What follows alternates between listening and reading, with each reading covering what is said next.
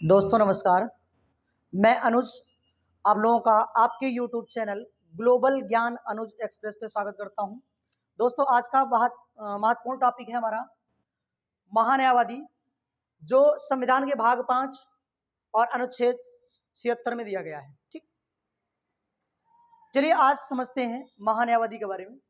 महान्यायवादी कौन है या महान्यायवादी किसे कहा जाता है? महान्यायवादी, इसे भारत का अटॉर्नी जनरल भी कहा जाता है। संविधान के अनुच्छेद 76 में इसका जिक्र किया गया है और संविधान के भाग 5 में है।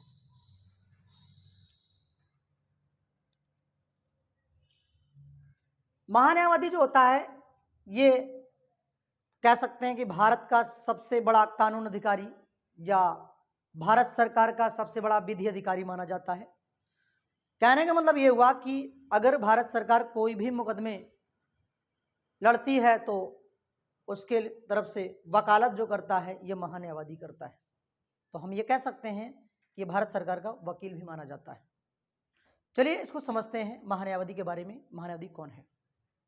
पहला पॉइंट हमारा, यह भारत सरकार का प्रथम विधि या कानून अधिकारी होता है। ठीक। दूसरा पॉइंट, या केंद्र सरकार का वकील माना जाता है, यानी केंद्र सरकार का वकील होता है। केंद्र सरकार की तरफ से वकालत यही करता है।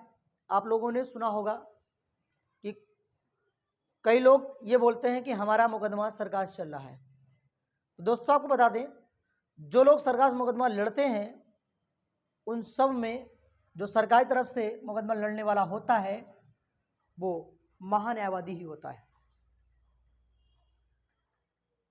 महान्यायवादी की नियुक्ति राष्ट्रपति करता है। अनुच्छेद 76 का में यह बताया गया है कि इसकी नियुक्ति राष्ट्रपति करता है। दोस्तों इसकी नियुक्ति राष्ट्रपति करता है और इसको हटाने का अधिकार भी राष्ट्रपति को ही है।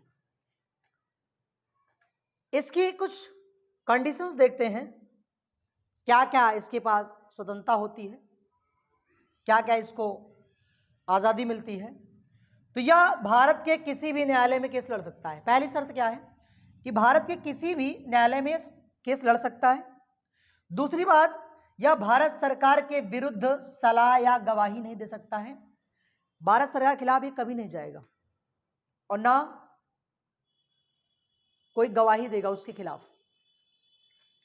कार्यकाल देखें इसका, तो कार्यकाल जो होता है अनुच्छेद 76 घ के अनुसार या अनुच्छेद 76 4 के अनुसार ये राष्ट्रपति के प्रसाद पर्यंत रहता है।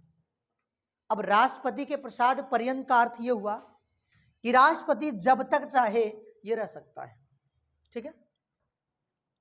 वेतन की बात करें तो वेतन इसके वेतन का निर्धारण राष्ट्रपति के अनुसार होता है। हालांकि वर्तमान में ये 90,000 है। ठीक है। मान लीजिए इसको हटाना है तो हटाने की प्रक्रिया में पहले से ही इसको सूचना देनी पड़ती है। मतलब 3 माह की अग्रिम नोटिस देना होगा। जब इसे हटाना होगा उसके 3 महीने पहले से ही इसको नोटिस दी जाती है, उसके बाद ही इसको हटाया जा सकता है। ठीक है। अब समझते हैं इसकी योग्यता क्या है। तो योग्यता में देखते हैं, योग्यता इसकी बिल्कुल वैसी है जैसे कि सुप्रीम कोर्ट के न्यायाधीश की है। सुप्रीम कोर्ट मतलब सर्वोच्च न्यायालय के न्यायाधीश की है। ठीक। तो पहला योग्यता क्या है कि ये किसी हाई कोर्ट मतलब राज्य के उच्च न्यायालय में, तो किसी हाई कोर्ट में मुख्य न्यायाधीश के रूप में 5 साल तक काम किया हो, पहली शर्त यह है। दूसरी, या फिर किसी हाई कोर्ट में 10 साल तक वकील रहा हो।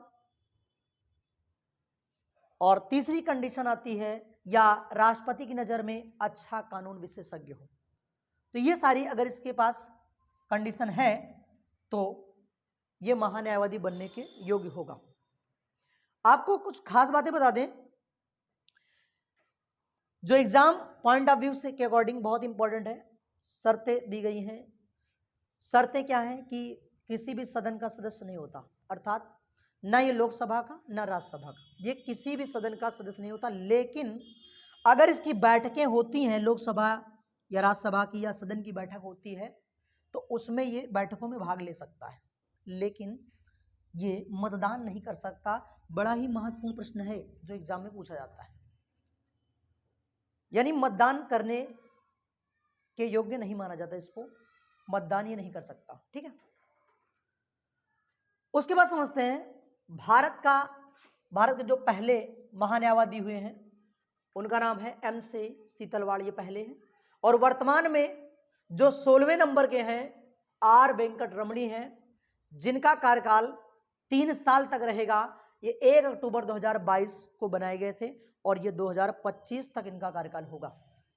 ठीक है, तो ये ओवरऑल जो है ये महान्यायवादी के बारे में है। आई थिंक आप लोगों को समझ में आया होगा। और अंततः मैं बात कर लेता हूं एग्जाम पॉइंट ऑफ व्यू के अकॉर्डिंग कि एग्जाम में इससे रिलेटेड कौन कौन से प्रश्न पूछे जाते हैं। तो सबसे पहला प्रश्न जो एग्जाम में आता है कि महान्यायवादी किस अनुच्छेद में है, यह पूछा जाता है। उसके बाद सवाल आता है भारत सरकार का पहला कानून अधिकारी या भारत का पहला कानून अधिकारी कौन माना जाता है, तो वो कौन है, महान्यायवादी। तीसरा प्रश्न आता है भारत सरकार का वकील कौन होता है, महान्यायवादी होता है। इसकी नियुक्ति कौन करता है, राष्ट्रपति करता है। देखिए जहां जहां ये अंडरलाइन लगा है ये सब के सब इंपॉर्टेंट क्वेश्चन है जो एग्जाम की दृष्टि से महत्वपूर्ण है। ठीक, इतना इंपॉर्टेंट ये है। उसके बाद इसका कार्यकाल पूछा जाता है, तो कार्यकाल कितना, 5 साल तक के लिए। और एक सबसे महत्वपूर्ण है, अगर इसे हटाना है तो हटाने के लिए क्या करना पड़ेगा, 3 माह पहले इसको अग्रिम नोटिस देनी पड़ेगी।